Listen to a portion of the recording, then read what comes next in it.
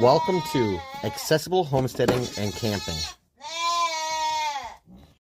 Hi, and welcome back to Accessible Homesteading and Camping. This is episode 3. Today, I'm going to touch base on a few different things. First of all, we made some amazing homemade pizza with pizza dough from scratch, tomato sauce from scratch, and donair sauce. It is something that is amazing. The recipes will be shared on Pinterest. So far, the donair sauce is already up there. We've also had some videos on Facebook, Instagram, and YouTube with regards to our making of the pizza. We also have a few other things that we're going to touch base on that we've completed over the last 15 days, and time seems to fly by. I was sitting there today going, holy cow, I can't believe it's the last day of the month. It's the end of September. I had a birthday recently, and it's now going into another year of my life, which is amazing with my amazing wife and son and father here. It's definitely something that is great to be here on the homestead and to have it accessible so even people in wheelchairs can get around for the most part. So let's touch base on our pizza dough. So the recipe, as I mentioned, will be on Pinterest, but basically it was 1.25 cups of water, warm water, some yeast, flour, salt, and you kind of mix that all together. And then we let it rise. And while it was rising, the first time we did a double rise and made a double batch. So what I did is I put it in our oven. We actually have a bread-proof feature on our oven, which is amazing to have, and I highly recommend it if you have the abilities to get into that, or if not, have it in a nice warm place in your home. So while that was rising, I went about approximately half hour, 45 minutes away or so, to a local natural spring, and I was able to get some water that we use for drinking and for cooking here at the house. We do have a well at home, but we don't drink our well water. We enjoy the natural flavor and taste of good spring water. So while it was rising, I went and got that done, come back home. I had around 60 liters of water to bring home, so it was great to have. We also took the time and we grew our own tomatoes. And then what we had to do in order to make our pizza sauce, you have to slice them in half, take the seeds out. Some people do it one way, other people do it another way. Our preferred preference is you slice it in half horizontally, not horizontally, my apologies. And then you take a spoon and you scoop out the insides. And then you can put it in the blender. Just put the skin in the skin and leave the seeds away on the side. You can either dry them or feed them to your other animals. When I mean dry them, you can use them for planting to grow additional crops down the road. We actually chose to feed them to our animals because it's a nutritional value that they enjoy and makes them healthy. So we put it in the blender. We blended it till it's pretty fine. So we blended it for about 15 minutes or so. And then we put it in a pot and we started to boil it. And while we were boiling it, we added some spices, from garlic to onion and Italiano, summer savory, different ones like that, because we wanted to have a nice, good flavor. Then what we did is after it was boiling for approximately 15 minutes, we took it out, poured it back in the blender, and we blended it for an additional 15 minutes. So this way it makes it very fine and smooth. From there, what we did is we put it back into, from the blender onto the containers, or not into the containers, into the jars, mason jars that we have, and we pressure canned it. It was the last item we were able to pressure can in our canner. It unfortunately malfunctioned and stopped working on us. So we got to try to figure out how to fix that or look at purchasing a new one, because we do can a lot of products, our produce, from soups to chilies to sauces. We just find it overall amazing to have, and it's definitely a beloved appliance and will be missed. So we add the sauce onto the pizza dough. Once the pizza dough has been divided after the initial hour rise, we divide it into 3 balls. Then we let it rise for another hour, and then we take each ball and we flatten it out. and it makes approximately 3 12-inch pizzas.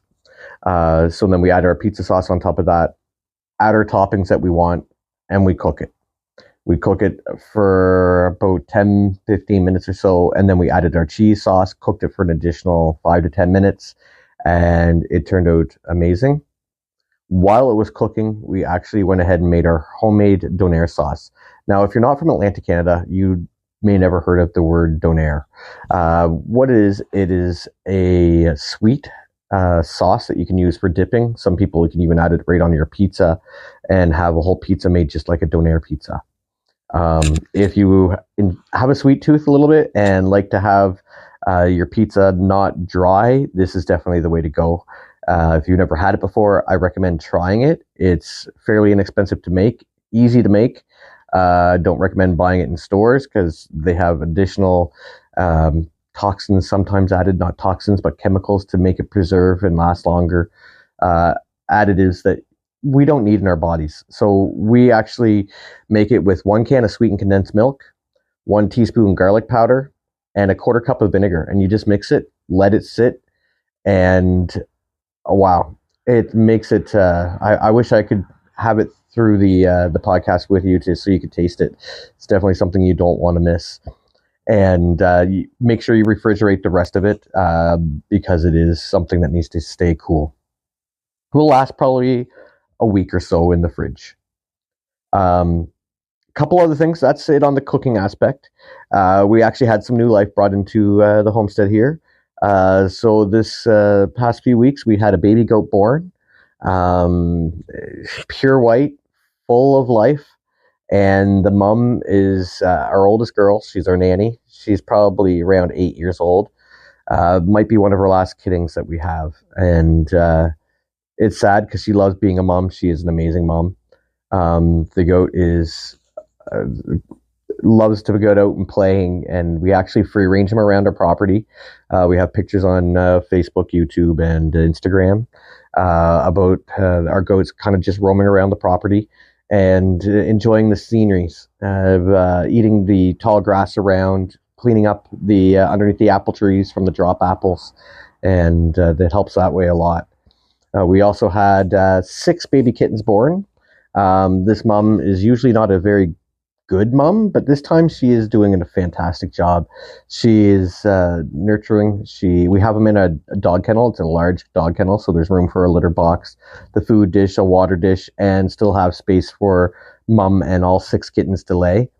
They're a week old, approximately, and they have their eyes open, and they're, I think some of them are going to be long-haired. They should be really cute when they get older, too. Another thing that we did is I went ahead and I completed doing a temporary roof on one portion of our woodshed and barn. I still have another side to do and our workshop to put a temporary roof on. What I mean by temporary roof, it's getting too late in the season for me to put asphalt shingles on to make it successful, to seal appropriately because of the temperature difference. So we went out and purchased house wrap. Basically, it's good for all kinds of weather. And we stapled it down to the roof, and we also put strapping over top of it to help hold it down from the wind. And anywhere I had a seam or a little bit of a rip, we used tuck tape and to tape it down and to seal it up so it's more weatherproof. Since I put it up, we had a couple rainfalls, and it's the driest it's been in years inside the barn. So that makes me breathe a big sigh of relief that my chickens and eventually our buck will be staying dry because I am going to be moving him over to that area. Excuse me. So one of the biggest things that we're doing is our renovation on our front deck and dirt ramp. So today, actually, I've got it 99% of the way complete. We have a row of tires full of dirt to be used for flower beds. It's a great way to upcycle. We will be painting them to make them look appealing, and we also have a reclaimed picket fence that we cut down to height that we wanted, and that goes between. So we have the house, little garden, which is we added dirt in there, so it's raised up, so proper drainage away from the house. And then we have a picket fence, a dirt ramp that is approximately 5 feet wide, and then we have a row of recycled car tires for the flower beds. And I can't wait till next year to have flowers in them to see how it looks, because right now it's just a bunch of dirt and black tires because we haven't had a chance to paint them yet. But it's been a long work in progress. It all started with taking down an original deck that was there to come find out it was rotten. So I built a small deck and did another deck extension. Both of them floating, as I mentioned before, to make sure that everything was to code. And then we put rocks, big cement rocks underneath for drainage on the dirt ramp portion, and then dirt on top of it. So it's built up, and it seems to be going really well. I still have some finishing touches to do, some more lining up on the tires. And once it's fully complete, I'll be uploading pictures to YouTube, Instagram, and Facebook as well. So definitely make sure you follow, like, and subscribe to those channels as well. There's a few more things that we have going on. Our potatoes are growing. Potatoes and tomatoes are growing nicely inside our greenhouse, hydroponic, as well as in dirt. Our wood pellet stove is semi set up. We still have to finish the chimney outside. The holes there, everything's sealed up. We just have to connect it to the stove itself. So that will help heat it up in here. I've been caulking around the windows to make sure everything's sealed up, adding additional blockage for wind in the upper parts around the eaves trough, because this was all opened as a deck, and over the years we've been closed it and covered it with windows. So it's been an add-on to the house of the living space, essentially. A couple things that I still have left to do is finish it up in here to make sure it's more airtight, waterproof. I've already completed the window coverings that I have for our screen door to keep the wind from coming in and out of there. But I still have to make sure that everything's more sealed up around the doors itself.